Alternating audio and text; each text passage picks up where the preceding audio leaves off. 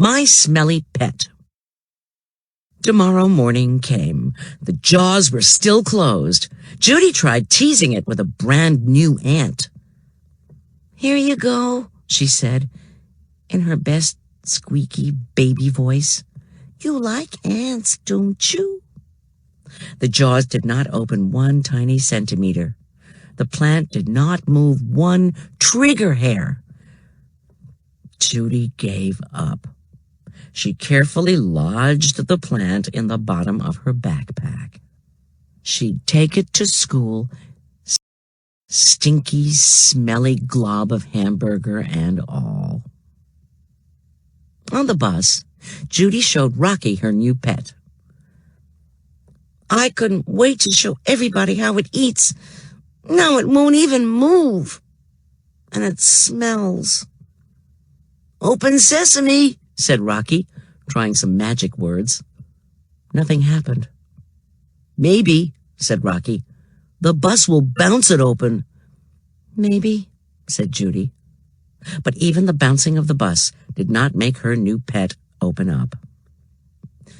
"If this thing dies, I'm stuck with Mouse for my favorite pet," Judy said. Mr. Todd said first thing, "Okay, class, take out your me collage folders. I'll pass around old magazines and you can spend the next half hour cutting out pictures for your collages. You still have over 3 weeks, but I'd like to see how everybody's doing." Her me collage folder! Judy had been so busy with her new pet she had forgotten to bring her folder to school. Judy Moody sneaked a peek at Frank Pearl's folder. He had cut out pictures of macaroni. Favorite food? Ants. Favorite pet? And shoes. Shoes? Frank Pearl's best friend was a pair of shoes? Judy looked down at the open backpack under her desk. The jaws were still closed. Now her whole backpack was smelly. Judy took the straw from her juice box and poked at the Venus flytrap. No luck. It would never open in time for Share and Tell. "Well," Frank asked. "Well, what? Are you going to come?" "Where?" "My birthday party. A week from Saturday. All the boys from our class are coming, and Adrian and Sandy from next door." Judy Moody did not care if the president himself was coming. She sniffed her backpack. It stunk like a skunk. "What's in your backpack?" Frank asked. "None of your beeswax," Judy said. "It smells like dead tuna fish," Frank Pearl said. Judy hoped her Venus flytrap would come back to life and bite Frank Pearl before he ever had another birthday. Mr. Todd came over. "Judy, you haven't cut out any pictures. Do you have your folder?" "I did. It was... Then, well... No," said Judy. "I got a new pet last night." "Don't tell me," said Mr. Todd. "Your new pet ate your me collage folder." "Not exactly, but it did eat 1 dead fly and 1 live ant, and then a big glob of..." "Next time, try to remember to bring your folder to school, Judy. And please, everyone, keep homework away from animals." "My new pet's not an animal, Mr. Todd," Judy said. "And it doesn't eat homework. Just bugs and raw hamburger." She pulled the Venus flytrap from her backpack. Judy could not believe her eyes. Its arm was no longer droopy. The stuck trap was now wide open, and her plant was looking hungry. "It's my favorite pet," said Judy. "Meet Jaws." Dr. Judy Moody. Finally, Judy thought the only thing finer in the world than getting Jaws had to be getting a big brown box in the mail with the name Dr. Judy Moody on it. She was in an operating mood. "Can I open it?" asked Stink, coming out of his closet fort. What does it say right there? Asked Judy, pointing to the label. Dr. Judy Moody, read Stink. Exactly, said Judy Moody. I collected all the box tops. I got you some from the school nurse, said Stink. Okay, you can go get the scissors.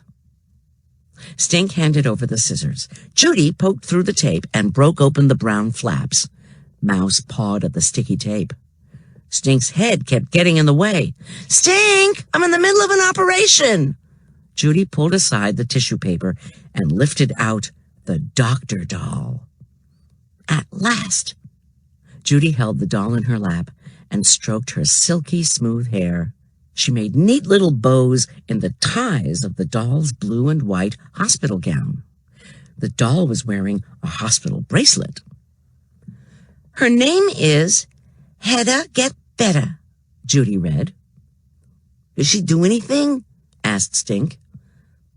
It says here if you turn the knob on top of her head, she gets sick. Then you turn the knob again, and she gets better.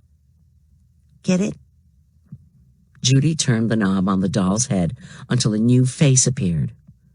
She has measles, said Stink. She talks when you hug her, too. Judy hugged the doll. I have measles, said Hedda Get Better. Judy turned the knob until another face appeared. Then she hugged the doll again. I have chicken pox, said Hedda Get Better. Cool, said Stink. A sick doll with 3 heads. Judy turned the knob once more and hugged the doll. Oh, better, said Hedda. Can I make her get sick, then better? Asked Stink. No, said Judy. I'm the doctor. Judy opened her doctor kit. At last I have someone to practice on, she said. You practice on me all the time, said Stink. Someone who doesn't complain. You'd complain too if you had to hold up a lamp and get bandages all over you. Why can't I ever be Elizabeth Blackwell, first woman doctor? For one thing, you're a boy. Can I put her arm in a sling? Asked Stink. No, said Judy. She held the ear scope up to Hedda's ear and turned on the light. Can I mix up some of this blood from your doctor kit? Shh, I'm listening. She held the stethoscope on Hedda. Then she held it on Stink's chest. What? Said Stink. What do you hear? A heartbeat. This can mean only one thing. What? You're alive. Can I listen for a heartbeat? Okay. But first get me a glass of water to mix the blood in. You get it, said Stink. Don't touch anything until I get back, said Judy. Don't even breathe. As soon as Judy rounded the corner, Stink turned the knob on the doll's head. Measles. He turned the knob again. Chickenpox. Measles. Chickenpox. Measles. Chickenpox. Stink turned Hedda Get Better's head back and forth, over and over, faster and faster. Uh-oh, said Stink. What? Judy asked, returning with a sloshing glass of water. Her head is stuck, he said. Judy grabbed Hedda Get Better away from Stink. I have chicken pox, Hedda said. Judy trying to turn the knob. The knob was stuck all right. It would not turn, no matter how hard Judy twisted and yanked and pulled.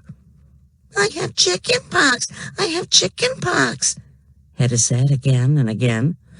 Her head is stuck on chicken pox, Judy moaned. It's not my fault, said Stink. Is too. Now she'll never get better. Judy took Hedda's pulse. She listened to Hedda's heart. She checked Hedda's forehead for a fever. My first patient, and she's going to have chickenpox for the rest of her life. Judy took the doll to her mother. But Mom could not turn the knob, even with her best opening pickle jars twist. Judy took the doll to her father, but Dad could not get the doll's head to turn, even with his best opening spaghetti sauce turn. What are you going to do? Asked Dad. There's only one thing I can think of. Give her a shot? Asked Mom. No, said Judy. Band-Aids. Cool, said Stink. Stink and Judy put fancy Band-Aids on Hedda-Get-Betta's face, one for every chicken pox. Then they put Band-Aids all over her body. There were endangered species Band-Aids, dinosaurs, tattoos, mermaids, and race cars. Even glow-in-the-dark bloodshot eyeball Band-Aids. So she won't scratch, said Dr. Judy. I'm glad that emergency's over, Dad said. Judy tried to turn the doll's head one last time. She did not yank or twist or pull. She very slowly, very carefully turned the knob. Hedda's head turned, and her smiling, no chickenpox face reappeared. I cured her, Judy yelled. She hugged her doll. All better, said Hedda-Get-Betta. Good as new, said Mom and Dad. I'm just glad she didn't have spotted fever, said Judy. I never in a million years would have had enough Band-Aids for that.